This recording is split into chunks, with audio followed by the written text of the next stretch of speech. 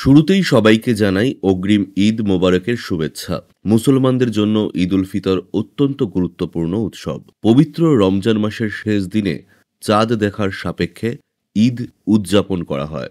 তবে ২০২৫ সালে ঈদ কবে হবে? ৩০ নাকি ৩১শে মার্চ? অর্থাৎ রবিবার নাকি সোমবার?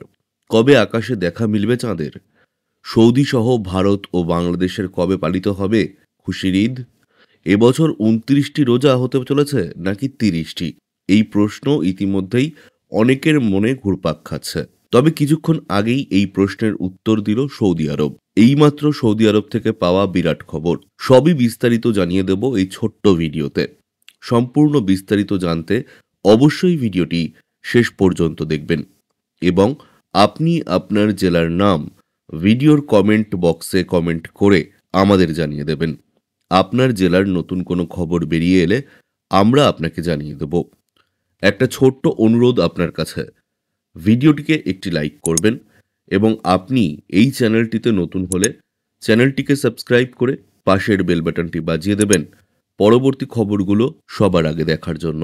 আকাশে নতুন চাঁদ দেখা দিলেই শাওয়াল মাসের সূচনা হয়ে যায়। ইসলামিক ক্যালেন্ডার অনুসারে কোন মাস ২৯ বা ৩০ দিন হবে তার পুরোটাই ঠিক হয় চাঁদের দৃশ্যমান্যতার উপর। তবে অনেকের মনেই একটা দ্বন্দ্ব রয়েছে, ভারত ও বাংলাদেশের ঈদ উৎসব কবে, রবিবার নাকি সোমবার? ইসলাম ধর্মের হিজরি দশম মাস সবল। এই সবলই চাঁদে দেখা গেলেই পালন করা হয় ঈদ উল ফিতর উৎসব। ভারত ও বাংলাদেশে অবশ্যই খুশির ঈদ পালিত হয় সৌদি আরবের চাঁদ দেখতে পাওয়ার দ্বিতীয় দিনে। ইসলাম ধর্মের তীর্থক্ষেত্র মক্কা সৌদি আরবে। তাই চাঁদ দেখা গেল কিনা এবং বিশ্বের কোন দেশে কবে ঈদ পালন করা হবে এই ব্যাপারে সিদ্ধান্ত নেয় সৌদি আরবের কমিটি। চাঁদ দেখার উপর নির্ভর করবে ঈদের তারিখ।